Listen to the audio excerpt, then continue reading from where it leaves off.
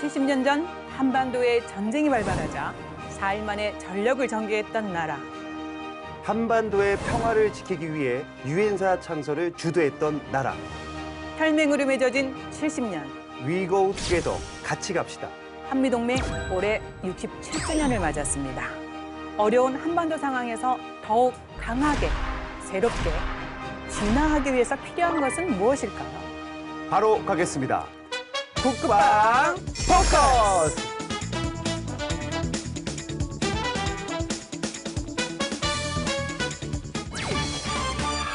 네, 오늘도 우리 국민들의 궁금증을 싹 없애줄 국민 아바타, 국방 개그맨 황영진 씨 자리에 함께하고 계십니다. 안녕하세요. 충성! 반갑습니다. 네. 네, 그리고 오늘은 한미동맹 관련해서 정말 특별한 분들을 모셨습니다. 맞습니다. 어려운 분들 모셨습니다. 네, 반갑습니다. 네, 간단하게 소개 부탁드리겠습니다. 예, 한미동맹재단 정승조입니다. 여러분 반갑습니다. 네. 네, 숙명여대 홍기덕 교수입니다. 여러분 만나서 반갑습니다. 네. 네, 국방대학교의 김용진 교수입니다. 반갑습니다. 목소리가 다들 좋으세요. 네, 그래서 오늘 한미동맹 관련된 이야기를 좀 풀어볼까 하는데요. 네네. 지난달 6.25 전쟁 70주년을 기념해서 아주 특별한 일이 있었습니다. 147분의 6.25 전쟁 참전 용사들이 70년 만에 조국으로 돌아왔습니다. 맞습니다. 저도 봤습니다. 네. 우리 그 정동미 대인님께서 생중계 MC를 했는데 네. 진행을 너무 잘하시더라고요. 진짜 멋졌습니다. 그리고 정말 그 한미가 최후의 예우를 갖춰서 6.25 우리 그 전쟁 우리 그 영웅들에게 정말 한 분 한 분 정말 정성스럽게 모시는 모습이 정말 감동적이었습니다. 네. 저도 정말 처음부터 끝까지 지켜봤는데요. 네. 역시 한미동맹은 뭐로 맺어진? 피로 맺어진 혈맹이라는 걸 다시 한번 느꼈습니다. 네. 정말.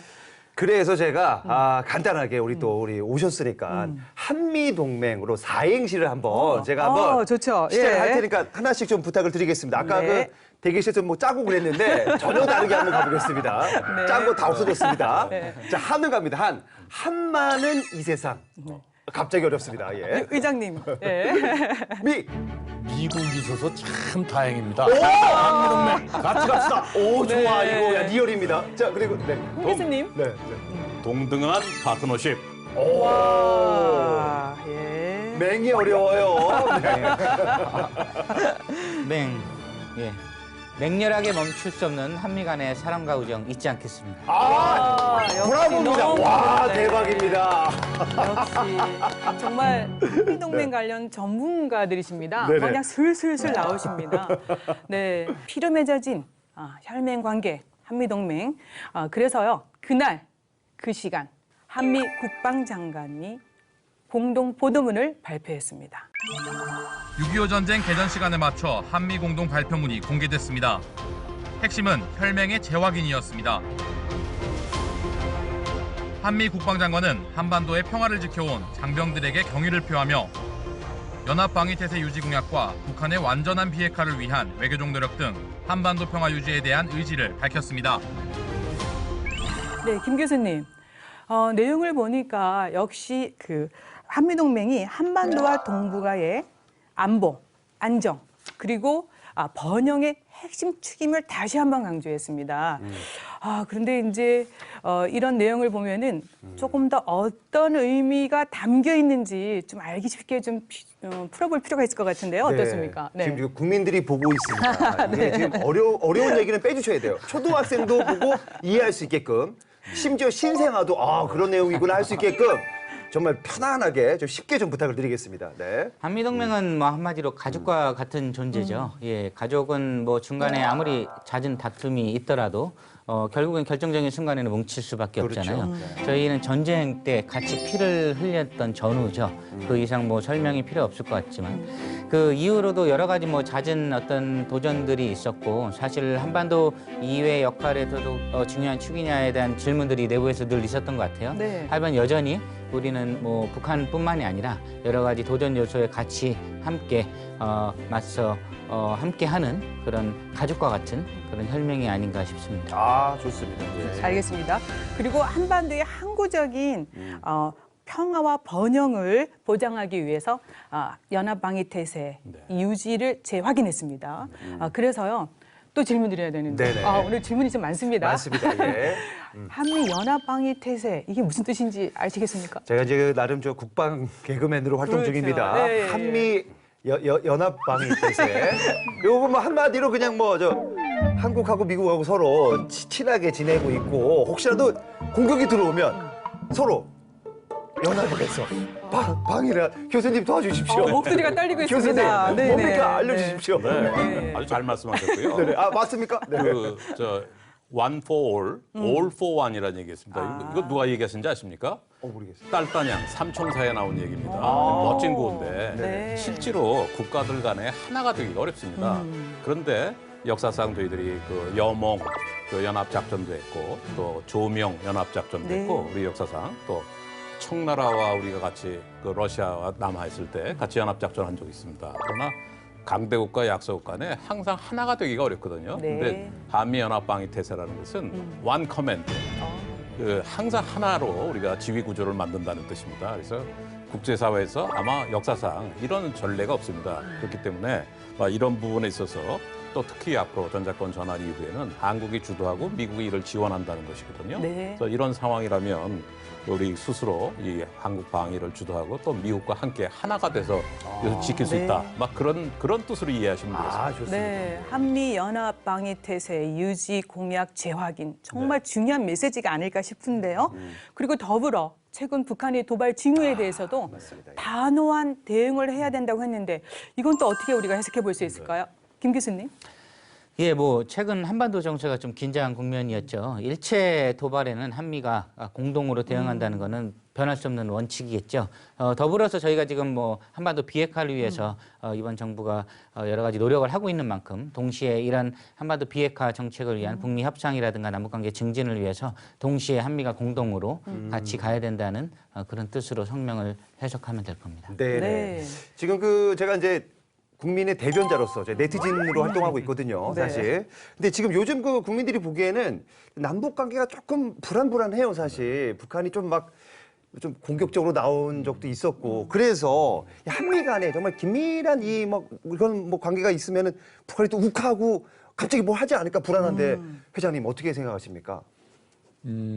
괜찮습니다. 아, 괜찮습니까? 네, 오히려 더 괜찮아. 네. 좋은 겁니다. 왜 그런 거 하니? 오히려 북한은 우리 한미가 아주 굳건한 대비태세를 갖추고 있으면 오히려 도발보다는 대화의 장으로 올 가능성이 더 많습니다. 그게 조금 더 부연해서 설명을 드리면 공산주의 전술 중에 만족이 전술, 간족이 전술이라는 말이 있어요. 그러니까 만족이, 즉 그들에게 유리할 때는 그들은 정면 공격을 하거나 도발을 하거나 어떤 군사적 행동을 하거나 그렇게 합니다. 그러나 간족이 그들이 불리할 때는 오히려 뒤로 숨어서 이제 협상을 제의하거나 대화를 하거나 그런 것이죠.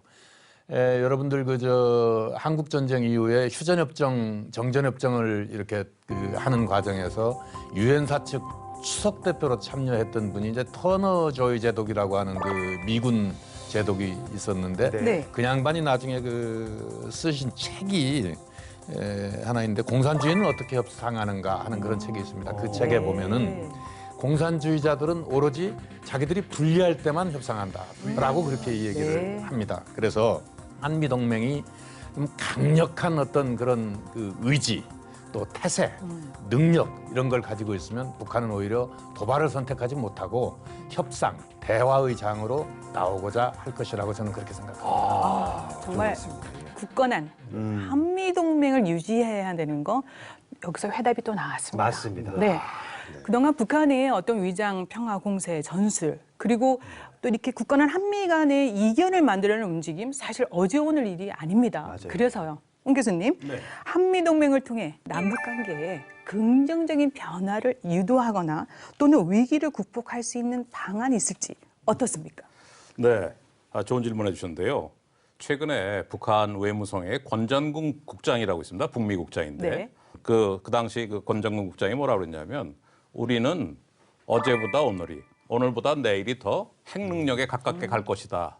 앞으로 이런 얘기 하지 말라고 얘기했습니다. 어떻게 할까요? 아까 저는 우리 회장님이 좋은 답을 주셨다고 생각하는데 이럴수록 우리 국민들이 하나가 되고 또 우리 정부가 한미 동맹을 통해서 확고한 예. 이 억지력을 갖추는 게 저희들이 아주 중요한 일이라고 생각하고 지난주에 통일연구원에서 대국민 서베이를 했습니다. 네. 그런데 예. 90%가 이 북한의 비핵화에 대한 내용을 믿지 않는다. 아. 그리고 또 90%가 앞으로 한미 동맹이 가장 중요한 대안이다라고 얘기를 했습니다. 예. 저는 그대로 우리가 정부가 강력하게 억지력을 갖추셔주시면 된다. 또 만약에 도발한다면 그동안 한미 연합 훈련을 저희들이 그 북한하고의 관계 때문에 잠정적으로 중단했습니다. 근데 이것을 다시 복원하면 저는 북한이 다시는 이런 짓을 못하리라 그렇게 생각합니다. 네. 아, 좋은 말씀입니다. 근데 말이죠, 저는 북한이 정말로 이 핵을 포기할 수 있을까라는 생각을 가져봐요.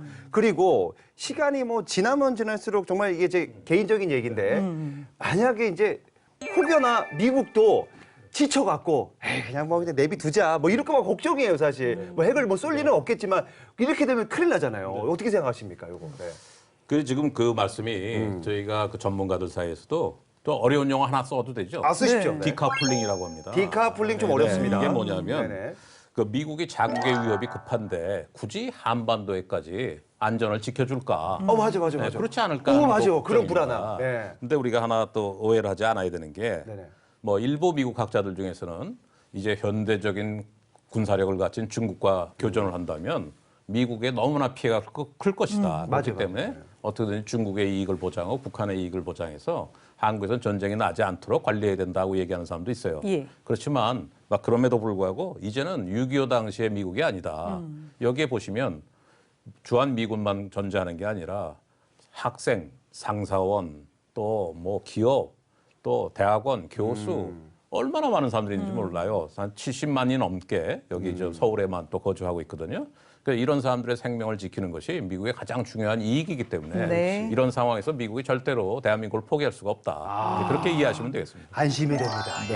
홍 교수님께서 방금 좋은 말씀을 해주셨는데 저 홍 교수님 말씀에 제가 전적으로 동의합니다. 북한은 결코 자발적으로는 그들이 가지고 있는 핵을 포기하지 않을 것으로 저는 생각을 합니다. 맞아요. 그렇다면 북한이 이제 어떤 경우에 핵을 포기할 것이냐 저는 네. 두 가지 경우가 이론적으로는 있다고 생각해요. 있어요. 이런 네. 가지가. 네. 예. 예, 그첫 번째는 북한이 핵을 가지고 있는 것이 안 가지고 있는 것보다 그들의 어떤 정권 유지, 체제 유지에 불리할 때, 이를테면 국제적인 제재가 하도 엄하고 철저하고 이렇게 해서 북한 주민들의 그 삶의 질이 현저히 떨어지고 그것 때문에 사회적 불안이 생기고 이렇게 해서 이게 오히려 체제 유지에 불리한 경우가 된다면 네. 그런 경우에는 한번 북한도 그 비핵화를 생각해 볼 수 있을 아하. 것이고 네. 두 번째로 북한이 가지고 있는 핵을 어떠한 경우에도 사용할 수 없다라고 판단할 때 이를테면 우리 한미 동맹이 아주 그 강력한 이 억제 태세를 갖추고 있어서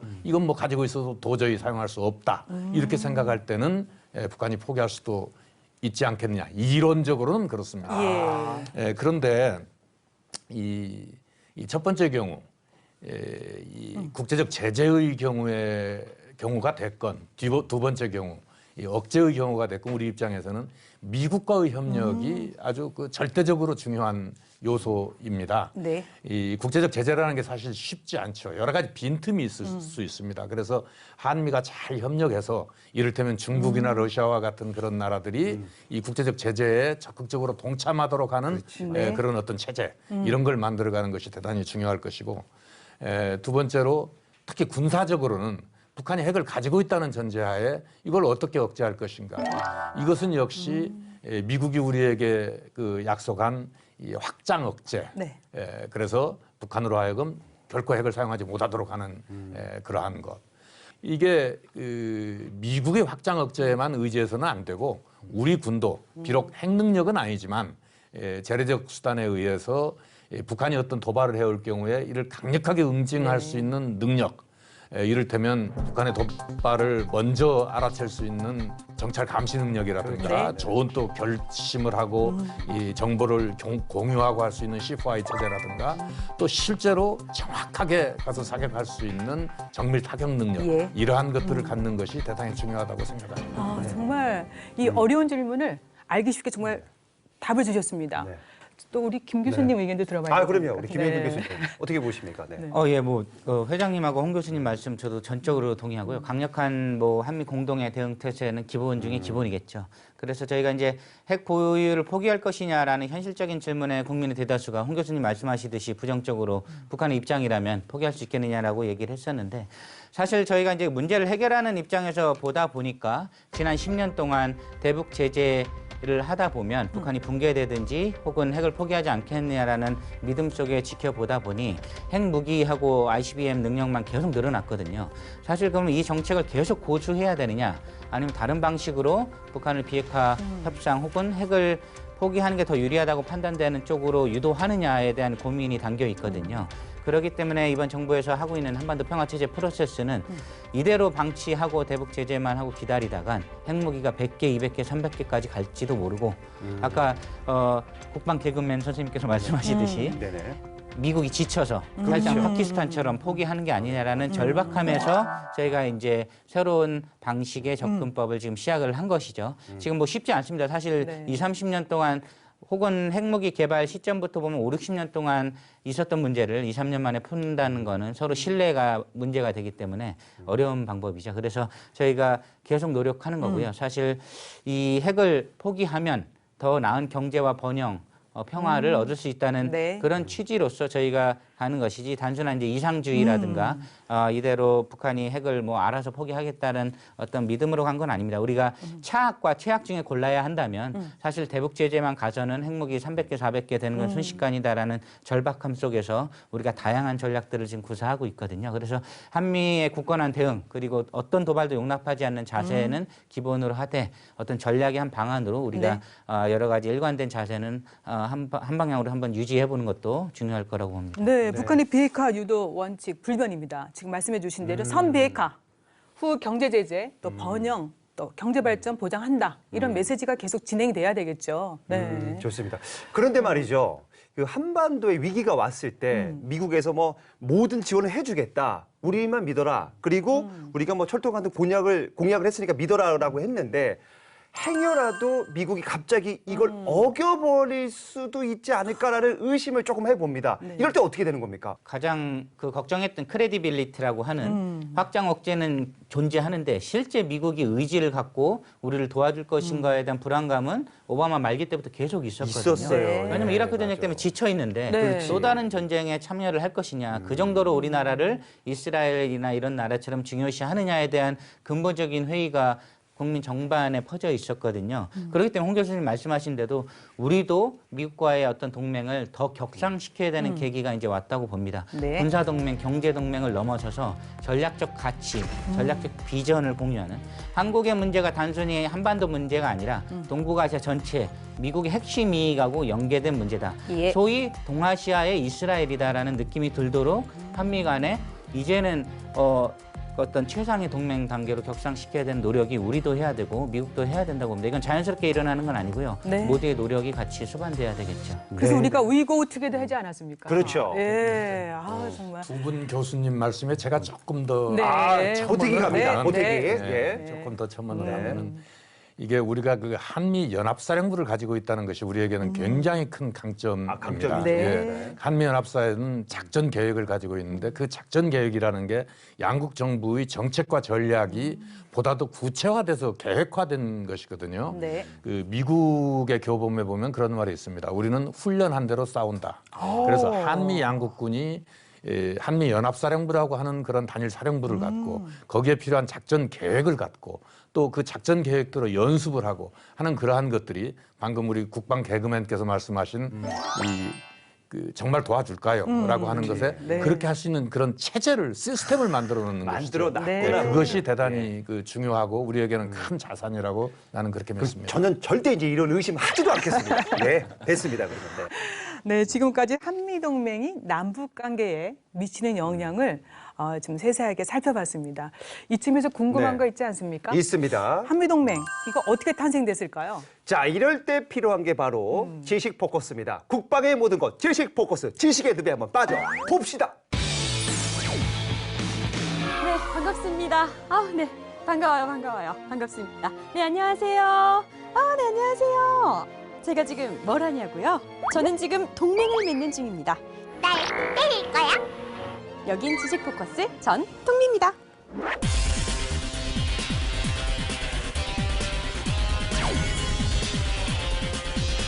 절대 끝나선 안 될 관계 동맹.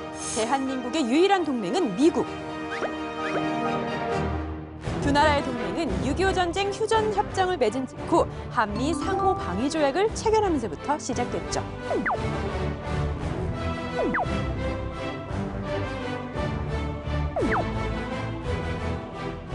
그리고 이 조약을 체결시킨 인물이 바로 맞습니다. 환하게 웃고 있는 대한민국 초대 대통령이죠. 이승만 대통령과 악수를 하고 있는 당시 미 국무부 극동 담당 차관보 월터 스펜서 로버트슨입니다. 1944년 내전 중이던 주중미 대사관의 경제 담당 공사로 대만의 초대 총통 장개석을 물심양면 도왔던 소문난 반공주의자 로버트슨. 귀국 후 미 국무부 극동 담당 차관보로 임명된 그는 6.25 전쟁 당시 북진통일, 한미 상호 방위 조약을 외치던 한국 정부와 휴전 협정, 경제 원조를 주장하던 미국 정부 사이에서 의견을 전달하고 절충하는 역할을 해냈죠. 일도 쉬어가면서 해야죠. 당시 상호 방위 조약 협상을 위해 이승만 대통령과 장장 18일간 14차례에 걸쳐 줄다리기 회담을 이어갔던 끈기 있는 인물. 뿐만 아니라 미 국무부에서 진행하려던 에버레디 작전을 막아준 장본인이기도 한데요. 한마디로 한미 상호 방위 조약 체결에 결정적인 역할을 한 인물이다 이 말씀.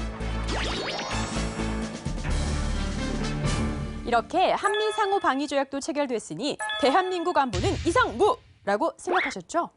하지만 그러나 이들 무장공비들은 세검정 마루턱에서 경찰에 발견되자 기관단총과 수류탄으로 민가와 버스에까지 무차별 공격을 가하여 1968년 1월 21일 김신조를 포함한 북한군 특수부대원 31명이 박정희 대통령을 암살하기 위해 청와대 인근까지 침투하는 사건 발생.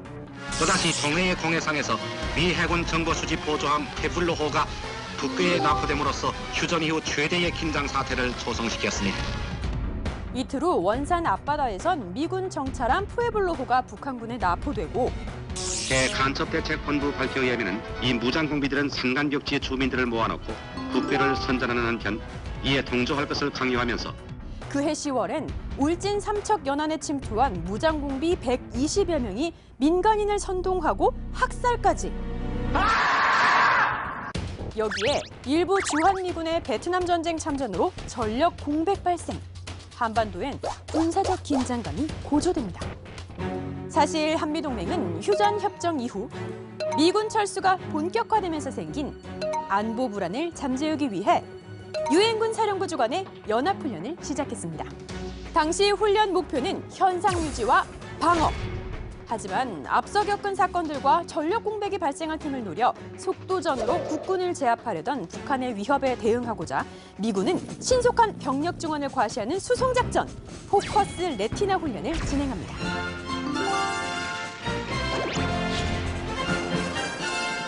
이게 바로 요 한미연합훈련의 기틀이 됐답니다.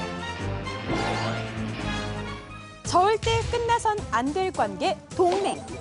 6.25 전쟁에서 시작된 한미동맹의 끈끈한 우정이 앞으로도 계속해서 쭉 이어지길 바라며 이 세상 모든 지식을 전하는 그날까지 지포는 계속됩니다. 지식! 아, 이제 알았군요. 지식이 정말 많이 늘어납니다. 아유, 고맙습니다. 예. 그래서요, 이렇게 중요한 한미 관계 중진을 위해서 정말 발로 뛰는 곳이 있습니다. 한미동맹재단입니다. 네, 지금 한미동맹재단 어떤 곳인지 좀 소개해 주시고요. 역할은 무엇인지 등등 말씀 부탁드리겠습니다. 울고 싶은데 뺨 때려준다라는 말이 있는데 네. 감사합니다. 이 한미동맹재단에 대해서 네. 얘기할 수 있는 기회를 주셔서 감사합니다. 아, 재치 있습니다. 저희 한미동맹재단은 기본적으로 이 한미동맹이 한국과 미국 양국의 공이 유익하다라고 하는 전제를 가지고 출발을 합니다. 그래서 저희 재단은 가장 우선적으로 한미 동맹을 증진시키고 재고시키기 위한 활동을 하는 것, 그것이 우리 재단의 설립 목적이고 저희가 또 그러한 목적하에 여러 가지 활동을 하고 있는 것이죠. 네. 저희 재단을 얘기하기 전에 이제 그 주한미군 전우회를 제가 먼저 좀 설명을 전우회. 네. 드릴 필요가 있겠습니다. 저희들이 미국에서 이렇게 보면은 한국에 대해서 좀 친한적인 활동을 하고 친한적인 마인드를 가지고 여러 가지 좋은 말씀을 해주시고 하는 분들 중에 대표적인 분들이 사실 한국전 참전용사들이었습니다. 네. 그런데 최근에 보면 이제 그분들이 아무래도 연로해지시고 네. 얼마 전까지만 해도 미국 의회에 가면 몇 분씩 그 참전용사들이 계시고 그러는데 사실은 지금 미국 의회에 한 분도 계시지 않습니다. 그래서 이 어떻게 하면 미국 내에 좀 친한 그룹을 우리가 가져볼 수 있을까 하는 그런 고민을 하던 끝에 1953년 정전협정 이후에 주한미군으로 근무했던 분들이 한 330만 명 정도 된다고 해요. 통계에 의하면. 굉장히 많습니다. 그분들을 어떻게 네. 좀 조직화해서 우리 한국에 대해서 좀 좋은 얘기도 네. 좀 해주시고 이런 친한 활동도 좀 하게 네. 하시게 하고 그럴 수 없겠나 해가지고 많은 노력을 했었는데 드디어 이제 2017년 3년 전에 네. 5월달에 주한미군 전우회를 창립을 했죠. 그래가지고 여기서 한미 연합사령관을 하셨던 그 월터 샵 장군 그분이 이제 초대 회장을 맡아서 이렇게 해주시는데 저희 재단은 한미 동맹을 증진하기 위해서 그러한 그 주한미군 전우회를 재정적으로 지원하는 것 네. 그것을 가장 우선적인 과업으로 하고 있는 그러한 조직입니다. 그렇게 우리가 그분들을 지원함으로써 주한미군들의 어떤 명예도 보양하고 네. 전직 또는 현직 마찬가지입니다. 또 한미동맹의 가치, 중요성 이러한 것들을 미국과 한국의 주류 사회에 전달하는 그러한 역할도 하고 하는 그러한 그 생각을 가지고 창립한 재단입니다. 아, 좋은 재단. 그러면은 회장님 주한미군 전우회가 이제 2017년 5월에 만들어지고 이 전우회를 다양하게 뒷받침하는 역할을 한미동맹 재단이 하는 거다. 네. 네, 그렇게 이해하시면 됩니다. 벌써 이제 3년이 됐습니다. 정말 그야말로 민간 안보 외교의 사령탑, 모범 사례라고 저는 이렇게 말씀드리고 싶습니다. 그래서요, 굵직한 성과가 있으면 좀 우리 이런 곳이다고 좀 그렇지. 자랑 좀 해주세요. 자랑을 해줘야 네네. 됩니다. 네. 우선 좋은 평가를 해주셔서 대단히 감사합니다. 저희가 이제 주한미군 전우회를 재정적으로 지원한다고 말씀을 드렸는데 저희가 네. 매년 주한미군 전우회에 40만 달러를 재정적으로 지원합니다. 40만 달러. 네. 그래서 그동안 3년간 지원을 해왔고 주한미군 전우회에서는 그것을 이용해서 그 역대 주한미군들에 대한 어떤 명예 고양 또 여러 가지 그 미국 내에서의 여러 젊은 사람들에 대한 교육 또 장학 활동 등 여러 가지 활동들을 그 하고 있죠. 그걸 가능케 하고 있는 것입니다. 그 이후에 우리가 이제 1년에 한 2번씩 한 번은 한국, 한 번은 미국 이렇게 돌아가면서 그 한미동맹 세미나를 하기도 하고 세미나. 네. 분기에 한 번씩은 한미동맹 포럼을 개최해서 어떤 연사들을 초청해서 그 좋은 말씀을 들어보기도 하고 토의도 하고 예를 들어서 지난 7월 1일에는 이 에이브람스 전 미군 사령관, 연합사령관을 초청을 해서 또 그분의 생각을 들어보기도 하고 하는 그런 좋은 시간을 가졌습니다. 작년 11월 달에는 역대 연합사령관 4분을 한국으로 초청을 해서 네. 그 당시에 부사령관 했던 분들하고 같이 어떤 포럼을 개최해서 또 여러 가지 토의도 하고 해서 아주 이 좋은 그러한 그 행사를 했던 적도 있습니다. 작년 12월에는 저희들이 이제 워싱턴에 가서 거기서 또 세미나를 이렇게 했는데 네. 세미나 끝나고 나서 미국의 국방성, 국무성 또는 백악관 등등의 저기 한국 동아시아를 담당하는 그 미국의 관료들 그런 분들하고 여러 가지 얘기를 좀 나누고 했는데 그 생각보다 그분들이 저희들의 생각을 굉장히 그 경청한다는 그런 느낌을 받았어요. 네. 그래서 이 한미 동맹을 관리한다는 게 정부의 노력 또 정부에서 지금 일하고 있는 현직 네. 관료들, 현직 그 장병들의 노력도 굉장히 중요하지만 저희들 같은 그 민간인들의 노력 이러한 것들도 네. 굉장히 중요하고 이 두 가지 노력을 같이 할 때 시너지 효과를 맞습니다. 그 가질 수 있다 그런 생각을 가졌습니다. 들어보니까 너무 좋은데 이게 뭐 국민들이 뭐 참여할 수 있는 거 없습니까? 너무 네. 좋은데. 동참하고 뭐 싶은데 우리가 어떻게 뭐 하면 하고- 되냐. 네. 예. 이것도 역시 있습니까? 이 울고 싶은데 이제 빵 때려주시는 이런 것인데 있습니까? 표정이 있으신 것 저희가 같아요. 이제 이게 네. 재정적 지원을 하려고 하다 보니까 네, 이제 네. 사실은 그 국민들의 이 성금을 가지고 이런 활동들을 하고 있습니다. 아, 예. 예, 그래서 이제 돈이 많은 분들이 많은 돈을 내서 그 참여해 주시는 것도 좋지만 네. 또 국민들이 작은 그 정성을 모아서 그렇죠. 많은 분들이 정성을 모아주시면 이게 또 더 큰 그렇죠. 의미가 나는 있습니다. 거예요. 네. 그래서 예, 저희 재단이 지금 금년부터 한 달에 10,000원 기부하기 운동을 그 펼치고 있습니다. 요거 자막 나가야 됩니다. 아, 예, 네. 자막 여기 나가. 아유, 재밌습니다. 네. 거기 이제 네. 한미동맹 재단 이 홈페이지에 들어오시면 네. 기부할 수 있는 그런 방법들이 있고 저 기부했습니다. 예, 예. 고맙습니다. 올해도 하겠습니다. 감사합니다. 예, 예. 저 국민들이 보고 있습니다. 네. 우리 보고 있습니다, 여러분들. 알겠습니다. 네네. 앞으로도 계속 멋진 활동 부탁드리고요. 네.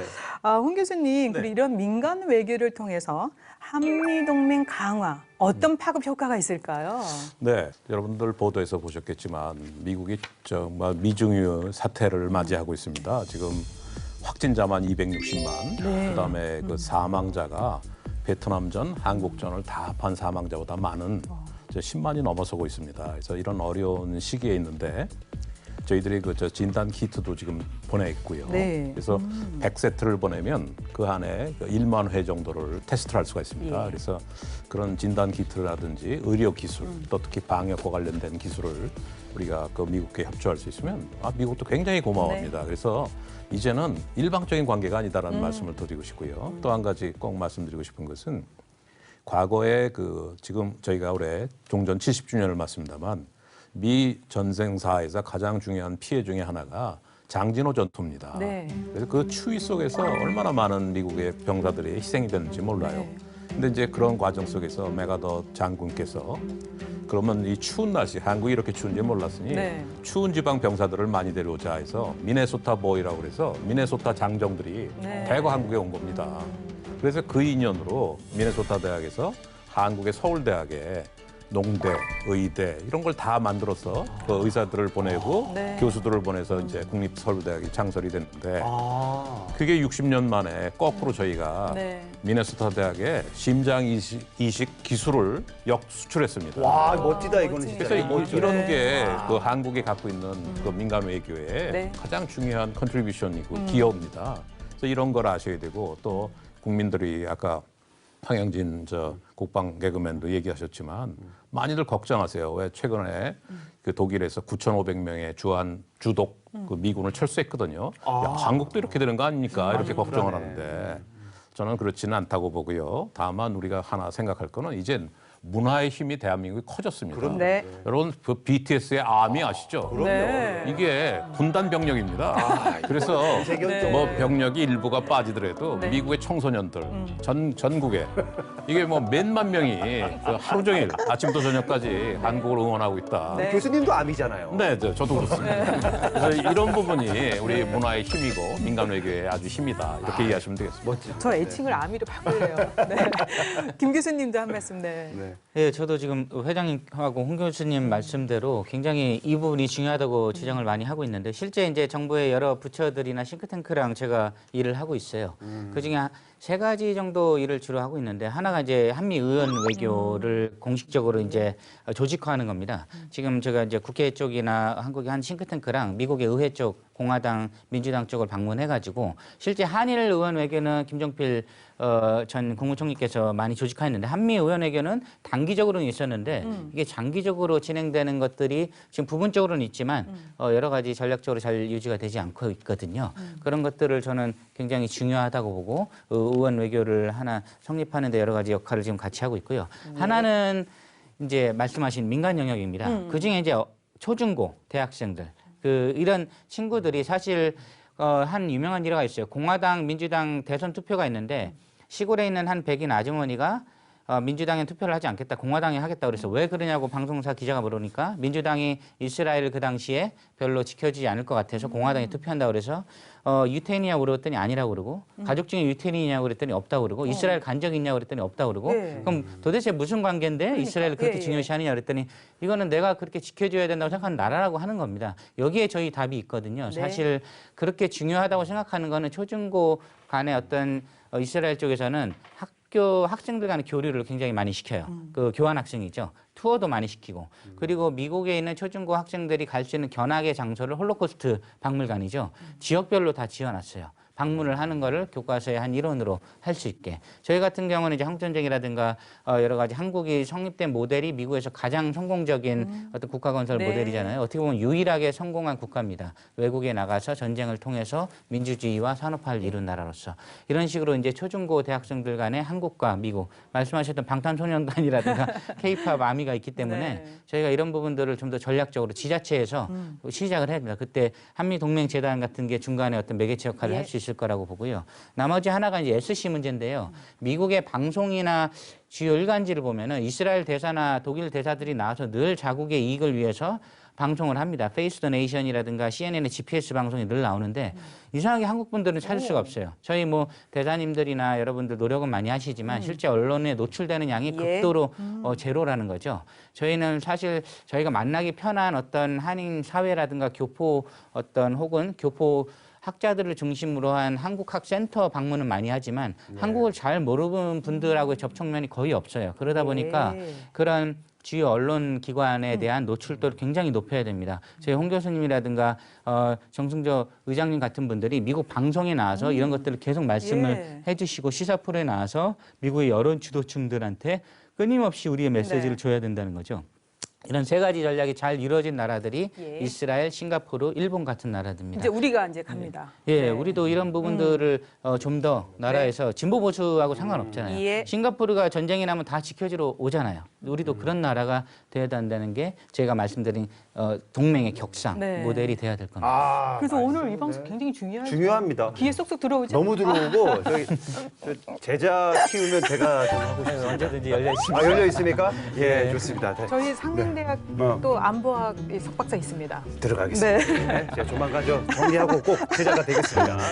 자, 근데 저는 조금 어려운 질문 한번 좀 드려보고 싶어요. 지금 뭐 한미 동맹이 뭐 70년을 이어가고 있는데 요즘 들어서 뭐 지금 방위비 분담금 때문에 이 미국하고 이 협상을 계속하고 돈 문제가 좀 있는 것 같은데 이거 어떻게 잘 된 겁니까? 어떻게 된 겁니까? 궁금합니다. 지금 일단 현재 합의 중인데 지난달에 제가 기사를 보니까 23일이었습니다.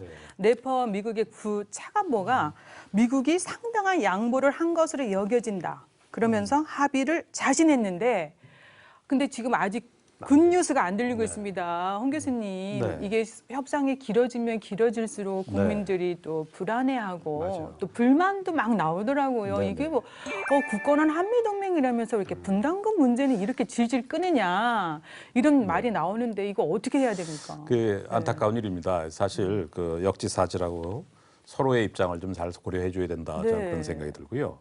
이 모든 정치, 모든 결정은 또 이 국내 정치하고 다 연결이 됩니다. 외교 정책은. 그래서 그 유명한 말로 Foreign policy begins at home 이런 말이 있습니다. 그래서 외교 정책이란 국내 정치서부터 출발한다. 이런 유명한 말이 있지 않습니까? 그래서 저는 미국 트럼프 대통령이 11월에 재선이 있어요. 그러면 그 우리가 그런 부분을 또 분명히 고려해야 된다. 그런 생각이 들고요. 그러다 보니까 지금 저희들이 정부에서는 16% 정도를 목표로 이 부분을 좀 타협하자 하는 얘기들이 나오는 건데 미 측에서 이제 대통령 입장에서는 그것보다 더 많은 걸 요구하고 있습니다. 그래서 이제 거기서 뭐 문제가 생긴 건데 저는 다는코 이렇게 말씀드리고 싶습니다. 이게 시간 끌기나 줄다리기가 서로한테 도움이 되는 게 아니다.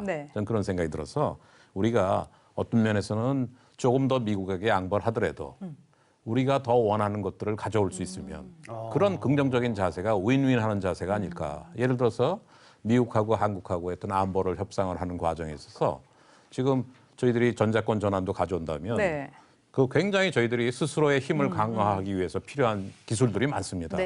이런 부분들이 미국이 우리한테 더 양보를 할 수 있도록 저희들이 요구를 할 수 있다면 그런 부분을 다 포함시키면 뭐 예를 들어서 우주력이라든지 뭐 미사일 사거리라든지 이런 부분들을 다 우리가 포함시킬 수 있다면 훨씬 저는 문제의 타결이 쉽다 이렇게 봅니다.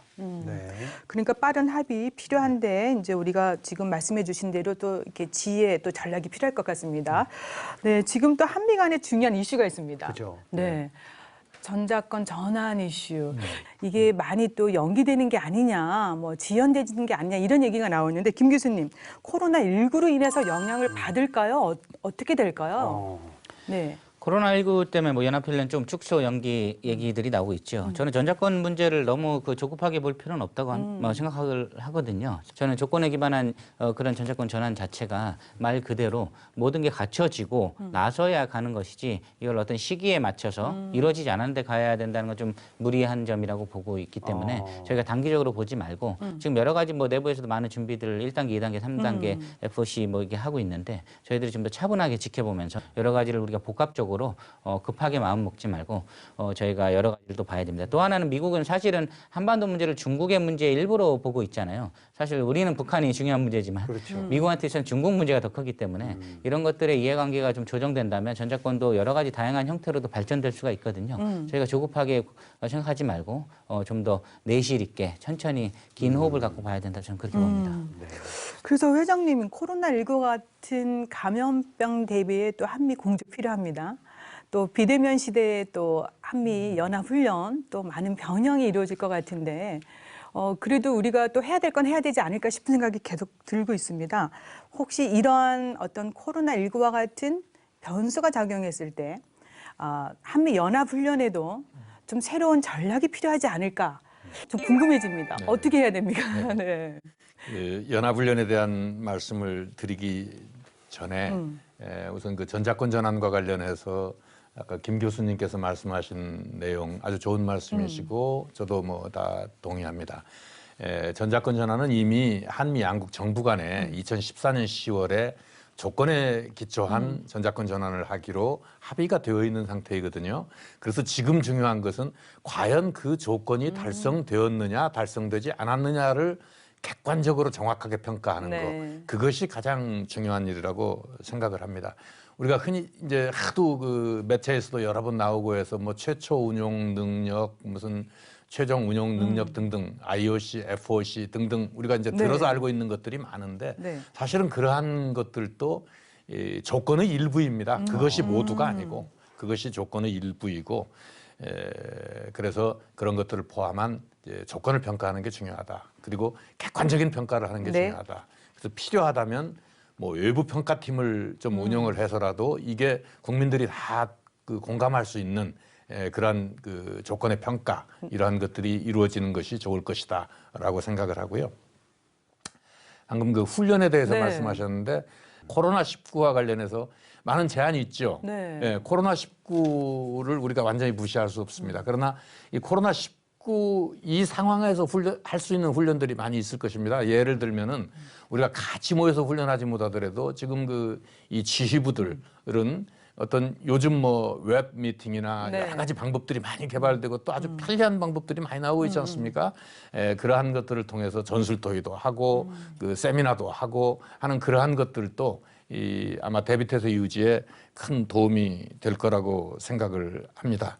아까 그 말씀대로 군대는 훈련한 대로 싸우는 것인데 강한 훈련 이건 대비태세의 기본이고 코로나 상황에 걸맞는 거기에 적응된 그러한 훈련의 방법들이 잘 개발이 되어야 될 것입니다. 지혜를 모아야 됩니다. 한미동맹의 과제 그리고 미래 관계에 대해서 좀 이렇게 말씀을 듣고 싶은데요. 김영진 교수님 먼저 해주시겠습니까? 저는 아까 말씀드린 대로 한미동맹 이제는 경제와 군사동맹에서 더 격상돼야 된다. 지금 여러 가지 위기로 보이지만 위기는 기회의 계기가 됩니다. 저희 뭐 어떤 우정과 사랑은 여러 가지 도전들을 극복해낼 때 더 아름다운 것이죠. 그래서 저희는 이스라엘 아까 말씀드린 일본 어떤 싱가포르가 어떻게 미국을 상대로 여러 가지 우정을 증진시켰는가에 대한 전략들을 우리가 좀 벤치마킹 할 필요가 있고요. 한미 간의 어떤 동맹은 한국 현대사에 있어서는 절대적으로 중요한 것이고 미국의 외교정책 사이에 있어서도 유일하게 성공한 산업화와 민주화를 동시에 이룬 유일한 국가입니다.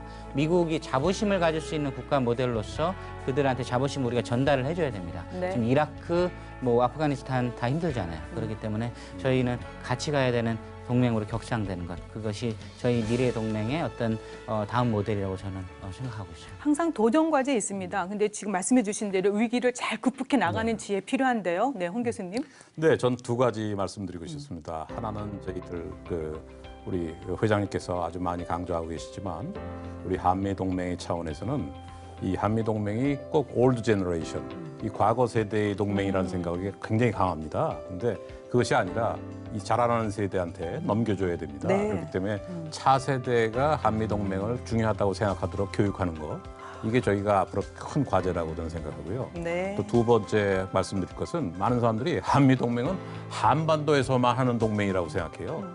그래서 저는 그건 아니라고 생각합니다. 우리가 지역, 세계 곳곳에 나가서 네. 우리가 한미가 함께 일할 수 있는 방법을 찾는다면 그것이 한미동맹이 살아나갈 수 있는 네. 아주 좋은 미래 과제다 이렇게 생각합니다. 네, 회장님. 네. 저는 그 한미 동맹이 우리나라의 입장에서 이 사활적 국가 이익이다라고 하는 네. 그러한 어떤 인식을 우리 국민들이 가질 수 있도록 평소에 이렇게 홍보도 하고 교육도 하고 하는 그런 것들이 좀 있었으면 좋겠다는 생각이고 네. 이 한미 동맹을 우리는 그냥 당연하게 주어진 것으로 생각할 수 있습니다. 그러나 여러분 그건 아닙니다. 예. 이 한미 동맹도 우리가 지속되도록 잘 관리할 필요가 있고 여기에는 정부의 노력 또 이 민간인의 노력 이러한 것들이 모두 중요하다고 생각을 하고 그러한 의미에서 우리 한미동맹 재단의 활동에도 많은 지원을 당부드립니다. 네, 정말 견고한 한미동맹, 이거는 사활적인 우리 국가 이익이다. 저는 이게 굉장히 오래 남습니다. 그래서 민간 외교 활동 정말 중요할 것 같습니다. 자, 경제 안보도 매우 중요하고요. 자, 이쯤에서 제가 이제 전문가들 의견을 이렇게 들어봤는데 네네. 국방 개그맨답게 네네. 한 줄 평을 쫙 해주신다면 한 줄 평. 네. 한미 동맹 의심하지 마라. 그 누구보다 끈끈하다. 이렇게 정리하고 싶습니다. 아우 너무 잘하셨습니다. 예. 정말 멋진 말씀 해주셨는데요. 혹시 우리 김 교수님 이 한 줄 평 어떻게 생각하십니까? 오늘 역할도 정말 중요했는데. 저는 그 국방 개그맨으로 국방대로 영입을 하고 싶습니다. 오늘 공식으로 제의를 드리고 저희 국방대 자리를 마련을 하겠습니다. 공부를 하셔야 될 것 같습니다. 알겠습니다. 아니면 고맙습니다. 뭐 이렇게 네네. 특강. 헬망에서 안보와 평화의 동반자로 변화하는 안보 환경 속에서 진화할 수 있도록 한미동맹의 미래를 응원하며 이 시간 마치겠습니다. 오늘 함께해 주셔서 감사드리고요. 인사 나누시겠습니다. 국방에 대한 모든 것 국방 포커스! 감사합니다. 함께해 주신 여러분 감사합니다. 다음 주에 다시 찾아뵙겠습니다. 안녕히 계십시오. 네, 고맙습니다. 네. 수고하셨습니다. 너무 감사합니다.